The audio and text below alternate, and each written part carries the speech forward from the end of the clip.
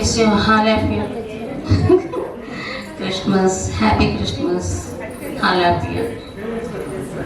ఇప్పుడు పిల్లలు డ్యాన్స్ చూసారు, బాగుందా, నచ్చిందా?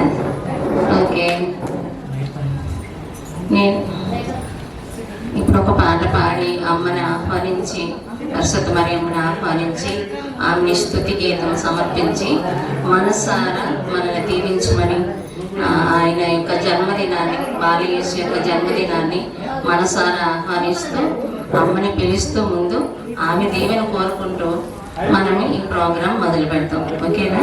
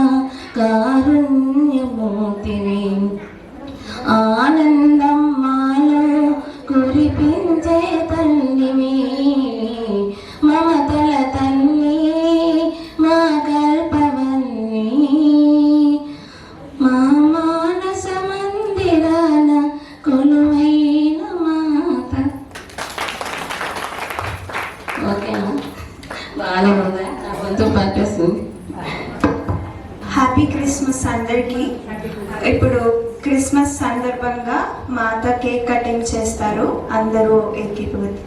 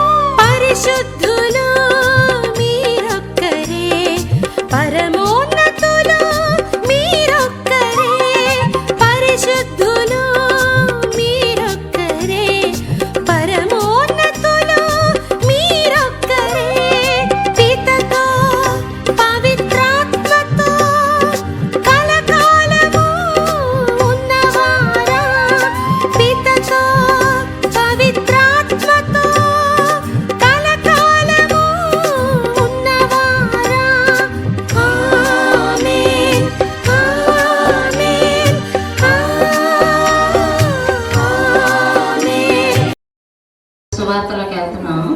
అంటే దేని నిమిత్తమే చేస్తున్నాము తెలుసా? క్రీస్తుని జన్మదినం నిమిత్తమే మనం ఇక్కడ అందరం గుమిగూడుతున్నాము. ఇద్దరు లేక ముగ్గురు కలిసి చేసిన ప్రార్థనలోని ప్రభు ఎంతగానో మనల్ని దీవించి తన యొక్క ఆత్మతో మనల్ని వరాల మాలలుగా చేసేస్తున్నారు. కానీ విశ్వాసం ఉండాలి. విశ్వాసం, ప్రేమ, నమ్మిక, ఈ మూడు లేకపోతే ఈ మూడికి ఏది లోపించినా దేవుడు మిమ్మల్ని చేరుకోలేరు, ఆయన మిమ్మల్ని చేరుకోలేరు.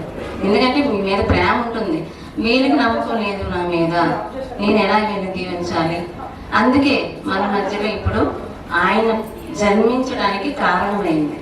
ఆయన జన్మకి కారణము ఏంటంటే నేను వెళ్ళి నరరూపధారిని వాళ్ళని సంరక్షించే నిమిత్తమే నేనే వారు పడాల్సిన కష్టాలని నేను పడతాను, నేను సేవను మోస్తాను. నేను యేసు అనే పేరు అంటే రక్షకుడు, యేసు అనే పేరు రక్షకుడు. ఫస్ట్ క్రిస్టియన్స్ ఎవరు? లాస్ట్ అనుకున్నాం, మర్చిపోయారా? చెప్పాలి సుధా. మేరీ మాత, జోసఫ్ గారు. అంటే యేసునాథుని కన్న తల్లిదండ్రులే ఫస్ట్ క్రిస్టియన్స్. మరి సువార్థికులు ఎవరు? ఫస్ట్ సువార్థికులు ఎవరు?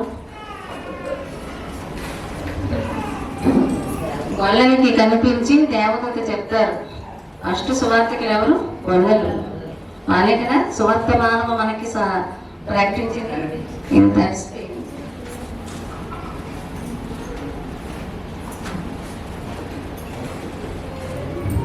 లోక 2వ అధ్యాయం 10-11 వచనంలో చూసినట్లయితే రక్షణను కూర్చి భయపడకుడి. ఆ దూత భయపడకుడి, ఇదిగో ప్రజలందరికీ నీ సంతోషకరమైన సువర్తమానమును మీకు తెలియచేస్తున్నాను. దావీదు పట్టణమునందు నేను రక్షకుడు మీ కొరకు పుట్టి ఉన్నాడు. ఆయన మీ ప్రభువైన క్రీస్తు. క్రీస్తు అనగా రక్షకుడు. అంటే మిమ్మల్ని రక్షించే ఒక మహారాజు ఈ రోజు జన్మించారు. ఆయన కోసం మీరు అందరూ వచ్చారు. అవునా? ఆయన ఎందుకు గుర్తు చేసుకున్నాం? మన బర్త్డేలో ఎంతో అద్భుతంగా చేసుకుంటాం. ఆయన బర్త్డే రోజు మాత్రం ఏదో కోల్పోయినట్టు కూర్చుంటాం. అందరూ కోల్పోయినట్టు కూర్చున్నారు, అందరూ ఉత్సాహంగా లేరు. అంటే నా దేవుడు మధ్య ఉన్నాడు, మా మధ్యలో ఉన్నాడు దేవుడు అన్నది ఆనందం ఎవరిలో కనిపించట్లేదు. డ్యాన్స్ చేసినప్పుడు మాత్రం అలాగా ఉంటుంది. మొత్తం కార్యక్రమం అంతా డ్యాన్స్ చేయిద్దాం, ఒక నాటిక చేద్దాం, అప్పుడు బాగుంటుంది. కానీ అందరూ స్తుతి చేస్తూ ఉంటేనే ప్రభుని, ఆయన్ని ఈరోజు ఆయన జన్మించినందుకు ఆయన ఆనందపడతారు.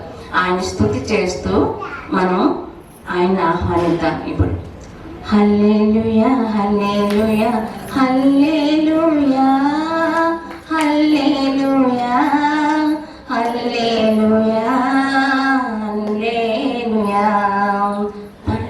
హల్లెలూయా హల్లెలూయా హల్లెలూయా హల్లెలూయా హల్లెలూయా. దావీదు తనయునికి హల్లెలూయా, నా యేసునాథునికి హల్లెలూయా. స్తోత్రం ప్రభువా, స్తోత్రం స్తోత్రం. అబ్బా తండ్రి దేవా దేవా దేవాది దేవా హల్లెలూయా. అబ్బా తండ్రి దేవాది దేవా మహాదేవా హల్లెలూయా. రావా రావా నా యేసువా, నా క్రీస్తువా, నా యేసు నా క్రీస్తు నీవే నన్నవరింపగా రావా. హల్లెలూయా హల్లెలూయా హల్లెలూయా హల్లెలూయా హల్లెలూయా హల్లెలూయా హల్లెలూయా హల్లెలూయా హల్లెలూయా హల్లెలూయా హల్లెలూయా హల్లెలూయా. నా నాథుడవు నీవే, నా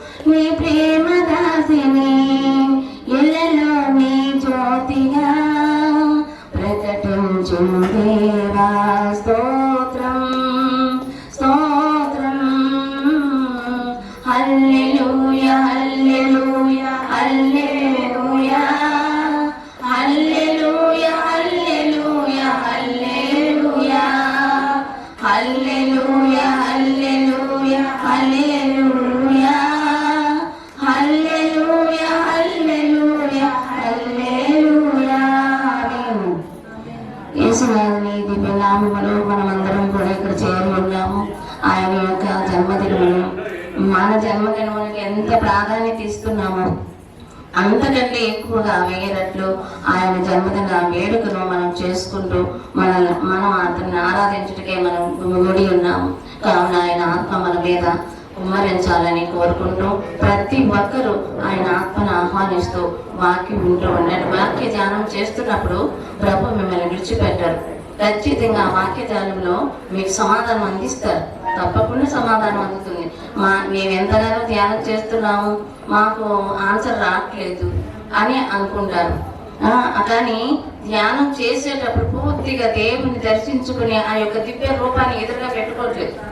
ఎందుకంటే సాధారణంగా దివ్య రూపం అవసరం లేదు. ఆత్మను స్తుతిస్తే చాలు, ఆయన్ని పిలిస్తే చాలు. కానీ ఒక రూపం అంటూ ప్రభు ఈ లోకానికి వచ్చి ఆయన రూపాన్ని మనకు చూపించారు. అవునా? ఆ రూపం మనం ధ్యానిస్తూ తండ్రి నీవిచ్చి నీ వాక్యం మాకు శాంతిని, సమాధానము, శక్తిని, యుక్తిని, ధైర్యాన్ని, ఐశ్వర్యాన్ని మాకు ప్రసాదించుగాక.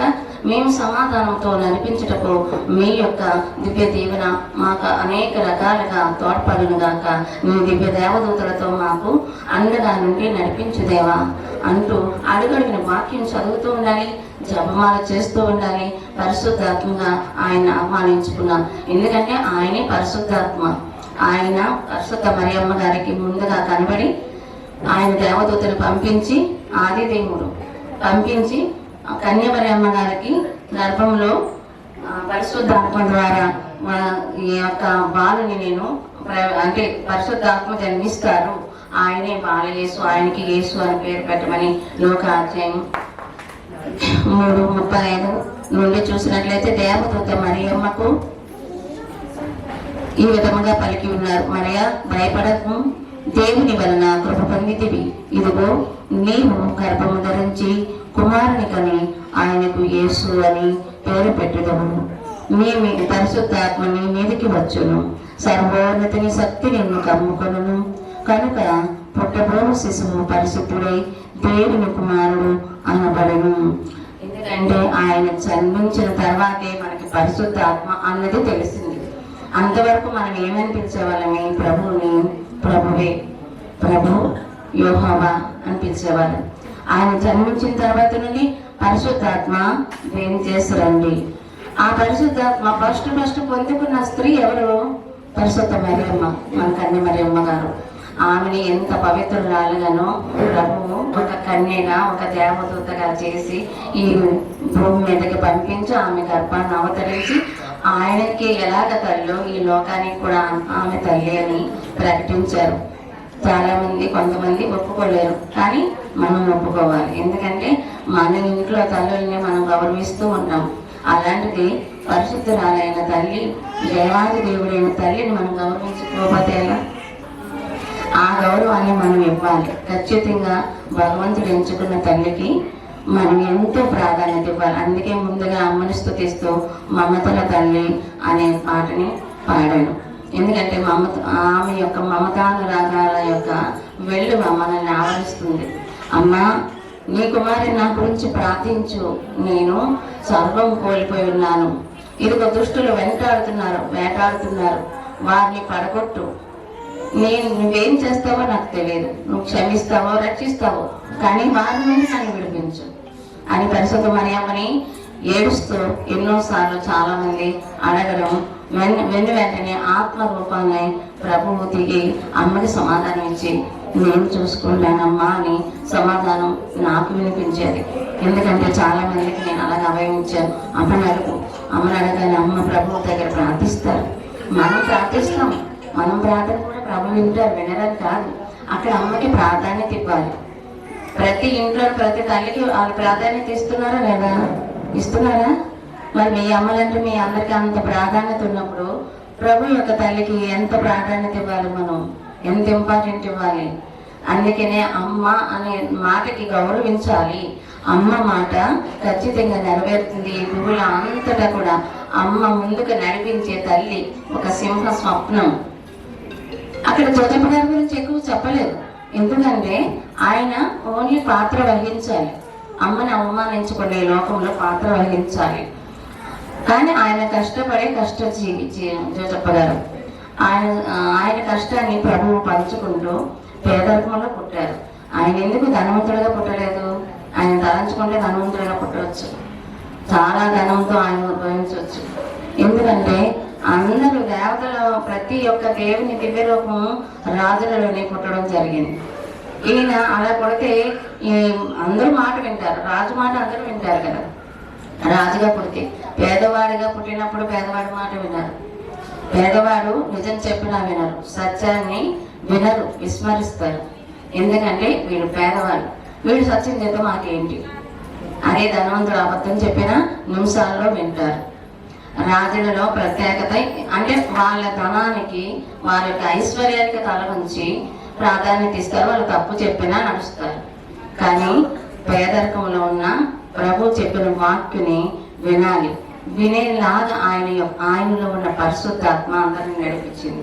ఆయనలో పరిశుద్ధాత్మ పనిచేస్తారు, ఎందుకంటే ఆయనే పరిశుద్ధాత్మ కాబట్టి. ఆయన పరిశుద్ధాత్మకి లోకం అంతా తిరిగి పరిశుద్ధాత్మ ఆయన కూడా పొందుకొని బాప్తిస్మ యోహాను ద్వారా పరిశుద్ధాత్మని పొందుకొని అందరికీ కూడా పొందే అవకాశాన్ని ఇచ్చారు. ఆ పరిశుద్ధాత్మ అప్పటి నుండి కదా అందరు పొందుకుంటున్నారు.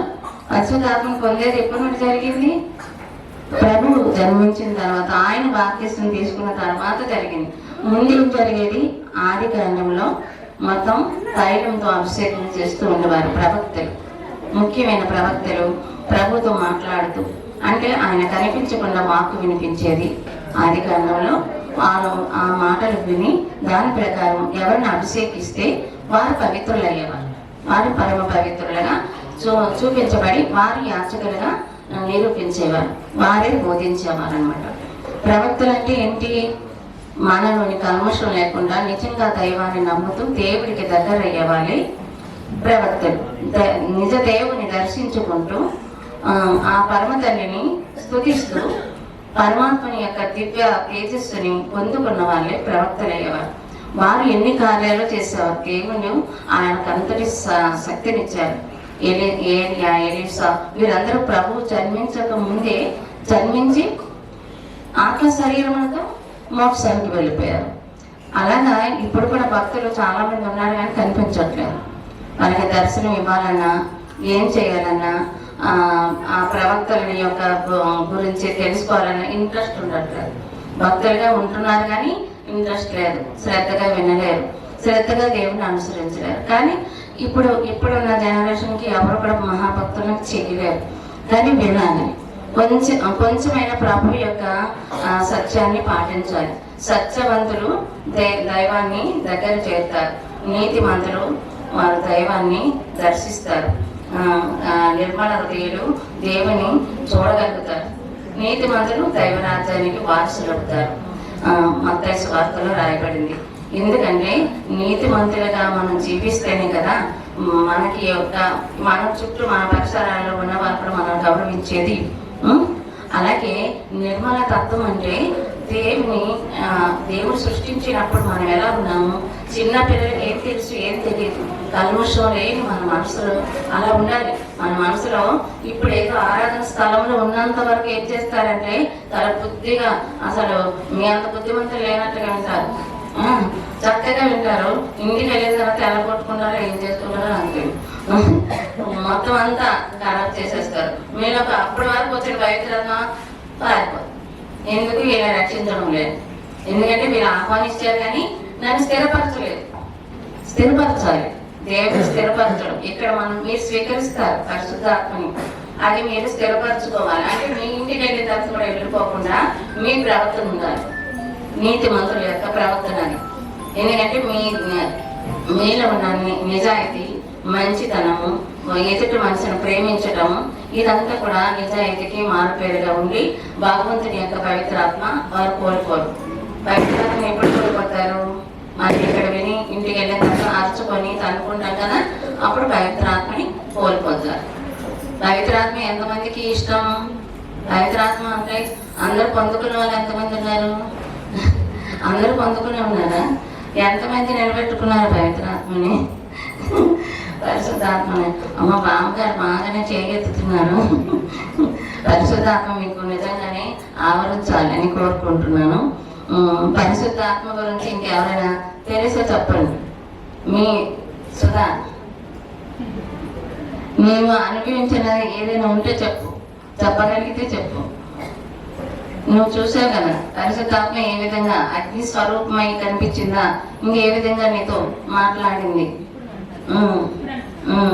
నీకు ముందు జరిగిన అనుభవం కూడా చెప్పాలి. మరి అలాంటివి చెప్తేనే కదా అందరూ నమ్ముతారు, అందరికీ తెలియాలి కదా. దేవుని గురించి సాక్షులై ఉండాలి. ఇప్పుడు మనం ఎన్ని సేవ మోస్తున్నాను, దేవుడు నాకు సేవ ఇచ్చారు, నువ్వు మయ్యు అన్నారు. ఆ మోస్తున్న సేవ దేనికంటే ఏ కష్టమైనా భరిస్తూ నేను నా కుటుంబాన్ని సంరక్షిస్తున్నా, నా కుటుంబాన్ని సంరక్షిస్తూ ఇతర కుటుంబాలకి ఆదర్శమై ఉంటున్నా. ఎందుకు? మీ కష్టం గురించి భయపడి దేవుడికి వదలద్దు. అమ్మ నాకు ఈ కష్టం వచ్చింది, ఎంత ప్రార్థించినా సరే సర్వేశ్వరుడు నన్ను కనికరించలేదు, ఏ దేవుడు ఎక్కడున్నాడో లేదు అని కోసేస్తున్నారు కొంతమంది. అలా కాదు, కష్టాలు ఎవరైతే సేవ పట్టుకుంటారో వాళ్ళ కష్టాన్ని అధిగమిస్తారు అని అర్థం. వాళ్ళు దేవుడు మృత్యుంజయుడు అయ్యారు అంటే విజయం ఇచ్చారు సేవ ద్వారా. ఆ కష్టాన్ని ఆయన మోసారు. అటువంటి చిన్న చిన్న మానసికంగా శారీరకంగా కొంచెం కొంచెం కష్టాలే మనకు ఉన్నాయి. దేవుడు యేసుక్రీస్తు వారు అనుభవించిన కష్టాలు మనం అనుభవించగలమా? ఎవరు అనుభవించారు? ఆ తల్లి హృదయం బద్దాలు అయిపోయినాకే ఏడ్చారు ఆ యొక్క తండ్రి. అయితే సుధా ఒకరోజు నాకు ఒక విషయం చెప్పావు, అగ్ని స్వరూపమై నాకు కనిపించారని చెప్పావు. అది నువ్వు చెప్పగలిగితే చెప్పవచ్చు. అక్కడికి వెళ్ళి ఎందుకంటే కొంతమంది భక్తులకి అలా నిదర్శనమయ్యి ప్రభు మాట్లాడుతున్నారు, అది వాళ్ళకి తెలియకపోతే నాకు వచ్చి అడుగుతారు, అది ప్రభు వాక్యే. అది వినిపించినప్పుడు వాళ్ళు మాట్లాడతారు. ఎవరికైనా వినిపిస్తే కూడా వచ్చి మాట్లాడవచ్చు, ఎందుకంటే వినిపిస్తారు. కానీ వాళ్ళు ఏం చేస్తారంటే భయపడి ప్రకటించట్లేదు. దైవాన్ని ప్రకటించడానికి ఎప్పుడు భయపడకూడదు. అందుకే నేను ఎన్ని అవంతరాలు నా ఇంటి నుండి బయట నుండి నాకు ఎన్నో అవంతరాలు వచ్చాయి, రాలేదా? మీ అందరికీ తెలుసు కదా. వచ్చిన వాటిని త్రిప్పి దేవుడు వెనక్కి కొట్టారు. ఎందుకు? నిన్ను ఎవ్వరు కూడా ఏ విధంగా కూడా నీ ప్రార్థనని ఆపలేరు. సైతాను బంధకాలని నాటుకోలేవు, సైతాను బంధకాలని నేను త్రొక్కి వేస్తున్నాను. ఎందుకంటే నా విశ్వాసం అందుకు మూల కారణమైంది. విశ్వాసం, దేవుడంటే ప్రేమ, నమ్మకం.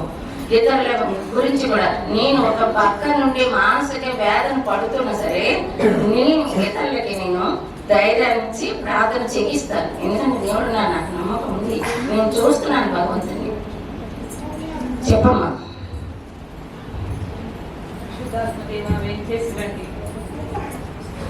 పరిశుద్ధాత్మదేవా వేంచేసిరండి, పరిశుద్ధాత్మదేవా వేంచేసిరండి. అగ్ని రూపంలో ఉన్న దేవా, ప్రాతకాల సమయంలో కూడా నీవు నాతో మాట్లాడి ఉన్నావు తండ్రి.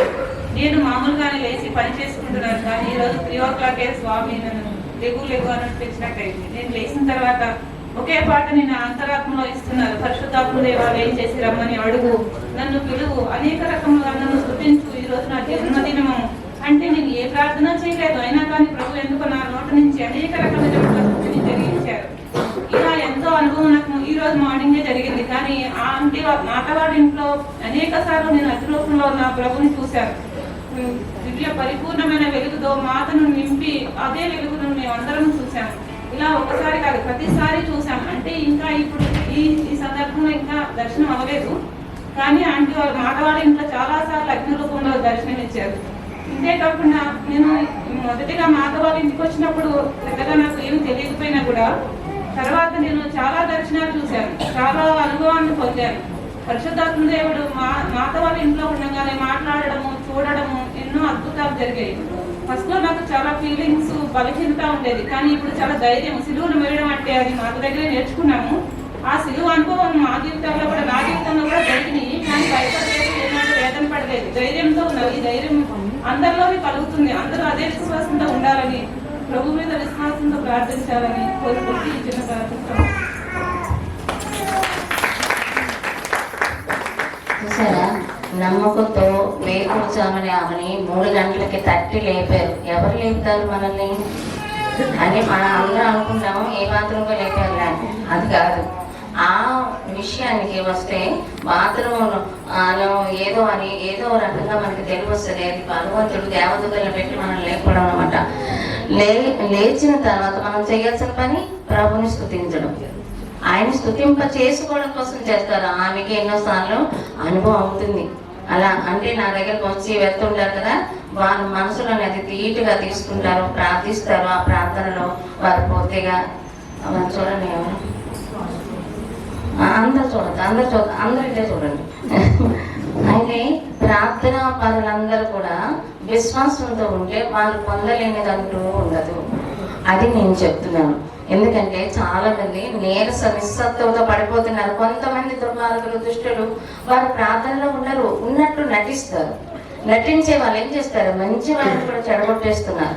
ఎలా అంటే ప్రార్థన అందులో ఏం లేదు, ఇవిడెక్కడ ఉన్నాడు, కానీ దేవుడు ఎదురుగానే మనకి శిక్ష అనేది జబ్బు రూపంలోనో, ఇంకొక రూపంలోనో, దరిద్రం రూపంలోనో, ఏదో ఒక రకంగా దుష్టకాండ జరిపిస్తూ ఆ దరిద్రము ఆ చుట్టూ తిరుగుతుంటుంది. ఎందుకు అనుకున్నారు, దైవాన్ని విస్మరించే వారికి అది జరుగుతుంది. దుష్టుల మాటలను పెడచెవిన పెట్టండి, దుష్టులకు దూరంగా ఉండండి. వారు ఎన్నో చెప్తారు, వారికి తెలియని విషయాలు కూడా కల్పించి మనల్ని దైవానికి దూరం చేయాలని చూస్తారు. కావున అందరూ కూడా మీ మనసులోని ఎవరెవరు ఏ విధమైన దర్శనం చూస్తున్నారో, ఇప్పుడు నేను ప్రతి బిడ్డను కూడా వినను. థ్యాంక్ యూ తమ్మి, కూర్చోండి. ఒక రిక్వెస్ట్ చేస్తున్నాను. ఆయనకి ఎన్నో పనులున్నా, ఆయన కార్పొరేటర్ అనమాట. మనకి ఎన్నో సమస్యలు వచ్చినప్పుడు, సాతాను బంధకాలను నన్ను వెంటాడుతున్నప్పుడు ఆయన అండగా నిలబడ్డారు. మా ఫ్యామిలీకి అండగా నిలబడి అటువంటి కోతులను తరిమి కొట్టారు. వారు ఆ కుటుంబం అంతా కూడా మాకు అండగా నిలబడ్డారు. నిజంగా వారితో పాటు సుధా వారి ఫ్యామిలీ, ఇంకా ప్రియాంక వారి ఫ్యామిలీ మొత్తం కూడా అంటే అటువంటి దుష్ప్రచారాలు చేస్తూ మానసికంగా కృంగదీసి ప్రార్థన అన్నది మానివేయాలి అంటే ఈర్ష, ఒక మనిషిలో ఒక ఈర్ష, ద్వేషం, కోపం ఎందుకు, దేనికి? ఇప్పుడు తప్పు చేస్తే గతించకుండా ఉన్నాయి కదా. భగవంతుడు జన్మించిన సమయంలోనే నేను చెప్పాలి ఈ విషయం. ఆయన జన్మదినం వేడుక అందరికీ తెలిసిందే. పరిశుద్ధ మరియమ్మ గారు జన్మించిన తర్వాత పరిశుద్ధాత్మ మనం పొందుకున్నాము. ఆయన ఈ లోకానికి వచ్చిన కనుక ఆయన పడిన పాటలు అందరికీ తెలుసు. ఇవన్నీ తెలుసు కాబట్టి అది ఒక పక్కన పెడదాం. ఆయన్ని స్తుతించడానికి ఏర్పాటు చేసుకున్న ఆయన భక్తులను ఆ భక్తులందరినీ దుష్టుల వలె వెర్రవీగుతో కొంతమంది అజ్ఞానంతో త్రోసివేస్తున్నారు. గురువు స్థానాన్ని పడగొట్టి పూర్తిగా వారు ఏమి కోరుకుంటున్నారో వారికే తెలియదు. అజ్ఞానం, సాతాను బంధకాలని మనకు అడ్డుగా పెడుతున్నారు. అటువంటి వారు ఎప్పటికీ పరలోక రాజ్యంలోనికి చేరలేరు. ఇహలోకంలో ఇన్ని సాధించుకున్నారేమో కానీ పరలోక రాజ్యంలో వారికి స్థానమే ఉండదు. కూర్చోండి తమ్మి. ఆ పరలోక రాజ్యాన్ని మనం కోరుకున్నట్లయితే స్తుతి తప్పనిసరిగా ఆయన స్తుతించడం కళలో కూడా మొదలకూడదు. మన నిద్రలో కూడా ప్రభుని స్తుతించడంలోనే ఎక్కువగా చూపించాలి. మన ఆత్మ ఎలా ఉండాలి, స్తుతి మీదే ఉండాలి.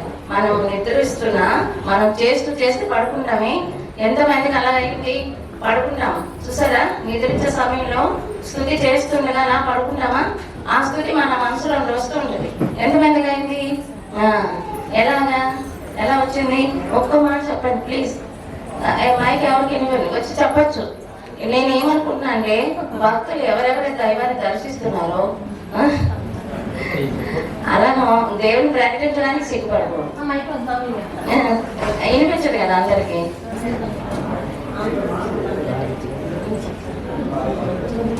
విన్నది కదా, అది లాస్ట్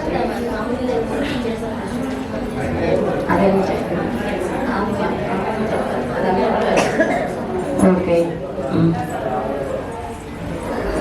కొంచెం అంటే ఆమె సపరేట్గా చెప్తాను. ఆత్మని చూస్తున్నారు, పరిశుద్ధాత్మని చూస్తున్నారు, కానీ తన పూర్తిగా నేను వివరిస్తే గానీ ఆమె చెప్పడం కష్టం అని చెప్పి వెళ్ళిపోయారు. ఓకే, ఎవరు చెప్పగలరు పరిశుద్ధాత్మని చూసారని? తంబి నువ్వు చెప్తావా? పరిశుద్ధాత్మని మీరు చూశారు, దర్శించారు.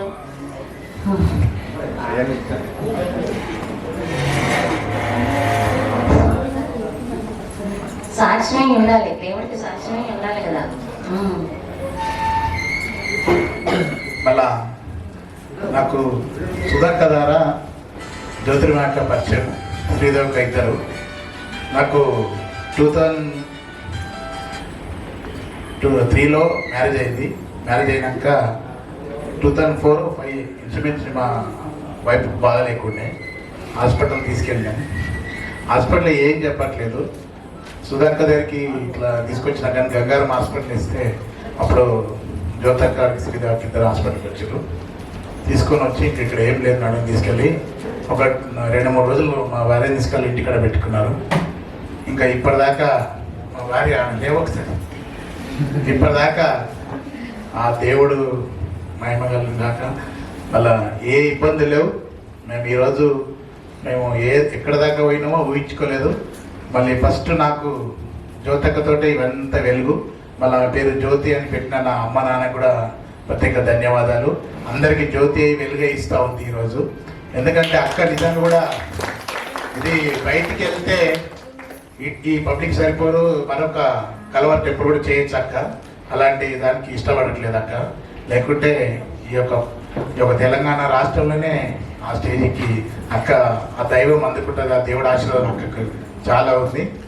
నేను అక్కకి ఎప్పుడు నేను బతికినంత కాలం అక్కడికి ఎప్పుడు కూడా అండగా ఉంటాను. ఎవరేమైనా ఊరుకునేదైతే లేదు. అక్కని ఎవరేమైనా ఉంటే కూడా ఊరుకునేలేదు.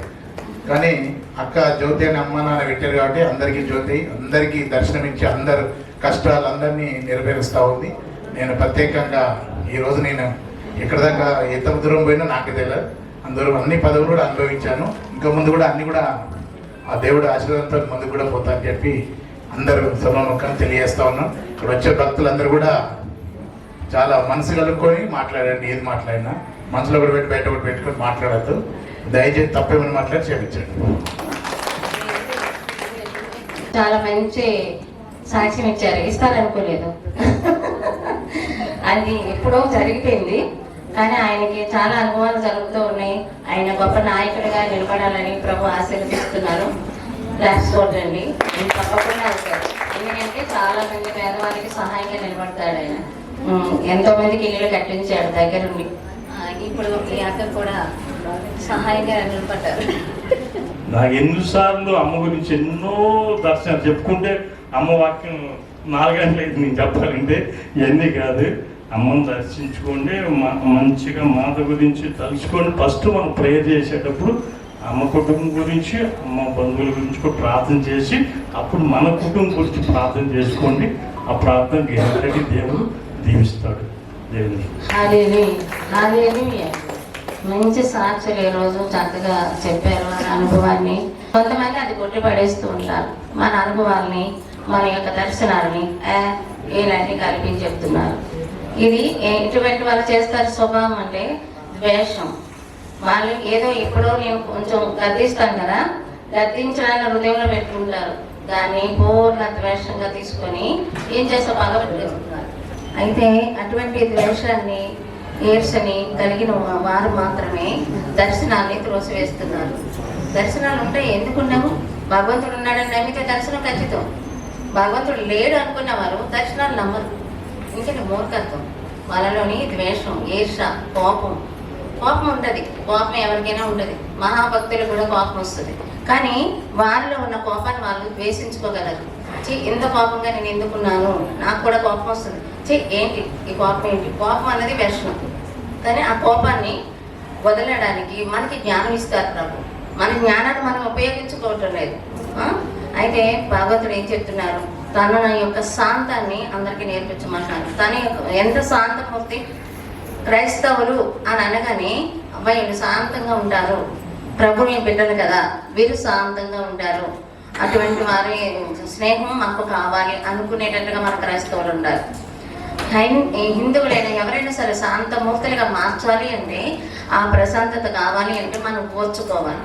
మనలోని ఆ యొక్క కక్షాభావం ఉండకూడదు, కోపం ఉండకూడదు. ఎంతో ఓర్పుతో నేను చాలా సహిస్తుంటాను, ఎన్నో విషయాలు సహిస్తూ ఉంటాను. అలాగే కాకపోతే మన కుటుంబాన్ని మనమే వీధిలో పెట్టేస్తాం, అంతే కదా. నాకు ఇది నచ్చలేదు, నేను ఇలాగే ఉంటాను, నేను పెద్ద లీడర్ని కాబట్టి నా ఇష్టం వచ్చినట్టు నేను చేస్తాను అనుకున్నానే అనుకో, నాకు కుటుంబం ఉండదు, బిడ్డలు ఉండరు, భక్తులు ఉన్నారు, దేవుడు కూడా ఉన్నారు. దేవుడు నమ్మరు ఇంకా మనల్ని, ఎందుకంటే నువ్వేం శాంతమూర్తి, నువ్వేం నిలబెట్టుకుంటావు నీ ఇంటిని. నన్నే నువ్వు ప్రకటించలేకపోయావు. నన్ను ప్రేమించావు కానీ నన్ను ప్రకటించలేదు, నువ్వు నన్ను అనుసరించలేదు. వాక్యాన్ని చదివేస్తాడు గబగబా. ఎందుకు ఉదయం ఈరోజు చాలా పేజీలు చదివిస్తానండి వాక్యం. ఎందుకు చదివారు? అన్ని పేజీలు చదివినప్పుడు ఆ వాక్యంలో ఏముంది? నిన్ను విడువను ఎడబాయనన్న దేవుడు నీ వెంట ఉన్నాడని నువ్వు నమ్మి ఉంటే వాక్యంలో ఉన్నది నువ్వు అనుసరించి వెళ్ళాలి. నీ యొక్క పాదములకు నా వాక్యం వెలుగై ఉంది. నిన్ను నడిపిస్తున్న దేవుడిని నేను, నువ్వు కృంగిపోయినప్పుడు నేను లేవదీసే దేవుడిని నేను అని ప్రభు వాగ్దానం ఇస్తున్నారు. ఆయన్ని గుర్తు చేసుకోవడానికి అప్పుడు పోపు గారు, పరిశుద్ధ పోపు గారు first second pope John Paul అంట, ఆయన ఒక పునీతుడు. ఆయన ద్వారా ఆయన చెప్పారంట పశువుల శాలని ఎందుకు నిర్మించాలి అని. ఆ పశువుల శాల దేవుడి జన్మ గుర్తు చేయడం కోసం. ముందు జనరేషన్కి మనం ఇలా తయారు చేస్తేనే కదా. ఎందుకు అమ్మాయికి తయారు చేస్తారో మన పిల్లలు అడుగుతారు. అప్పుడు మన పిల్లలకి ఏం చెప్పాలి? ప్రభు జన్మించారనా, ఈరోజు ఆయన పుట్టినరోజు వేడుక చేసుకుంటున్నాం. ఆయన ఒక పశువుల శాలలో జన్మించారు కావున ఆయన గుర్తుగా ఈ పశువుల శాలను తయారు చేశాము అని చెప్తాం. అప్పుడు అది గుర్తు రావాలని ఆ యొక్క పోప్ గారు ప్రకటించారంట.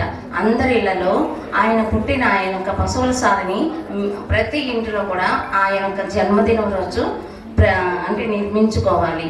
అలా నిర్మిస్తే ముందు తరాల వారికి తెలుస్తుంది, ఆయన్ని స్తుతించడం తెలుస్తుంది. బాలయేసు అన్న వ్యక్తి ఈ లోకానికి నరరూపధారి వచ్చారు. ఆయన పరిశుద్ధాత్మ స్వరూపుడు, మనకి పరిశుద్ధాత్మతో జ్ఞానంతో నింపిన వారు అని తెలుస్తుంది. ఆయన్ని ప్రకటించాలంటే ఎన్ని విశేషాలు మనం తెలుసుకోవాలి. పశువుల శాల గురించే తెలుసుకోవాలి ముందు. ఆయన పునీత ఆయన పేరు ఫ్రాన్సిస్ అంట, పునీత ఫ్రాన్సిస్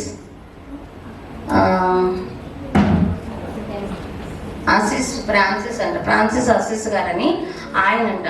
అంటే పోప్ గారు చెప్పగానే ఆయన ఏం చేశారంటే పశువుల శాలని చాలా అద్భుతంగా తయారు చేశారంట. మనం కూడా తయారు చేయలేదు, ఏదో మనం చేతనైన విధంగా చేసుకున్నాం. తయారు చేసి పోప్ గారు చూపించారంట. ఫస్ట్ పశువుల శాల అలా మొదలైంది. ఆ పశువుల శాల దేని గురించో చెప్పాను కదా, ప్రభు పుట్టకని మనం తెలియజేయడం కోసం అప్పటి నుండి పశువుల శాల మొదలైంది. అలాగే క్రిస్మస్ ట్రీ గురించి ఒకసారి చెప్పాను. ఏమేమి చెప్పాను? క్రిస్మస్ ట్రీ అన్ని ట్రీలు కూడా పళ్ళతోని ఫలాలతో నిండిపోయి ఉంది.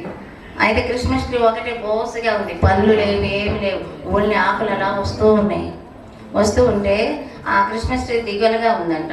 దిగులుగా ఉన్నప్పుడు మిగిలిన పళ్ళ చెట్లన్నీ చక్కగా ఆనందంగా తిరుగుతూ అడిగాయంట, నువ్వు ఎందుకంత దిగులుగా ఉన్నాయి?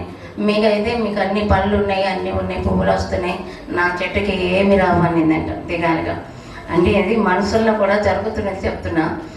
అయితే ఆ ప్రతి ఒక్క చెట్టు జాలిపడి ఒక్కొక్క పండు ఇచ్చిందంట. అందుకని క్రిస్మస్ ట్రీకి అనేక రకాలమైన పళ్ళు గిఫ్ట్స్ పెడతాం, చూసారా?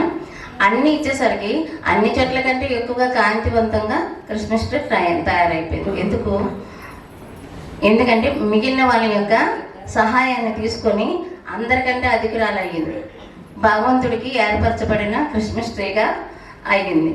ఆ క్రిస్మస్ ట్రీ ఓన్లీ అక్కడ ప్రభువుకి జ్ఞాపకం కాదు, అది కేవలం ప్రభు యొక్క పుట్టినరోజు జరిగిందని చెప్పారనమాట. ఒక పునీతుడు రాసినది నేను చదివాను, అందుకు చెప్తున్నాను. ఆ ట్రీ ఆ విధంగా అందంగా మారింది.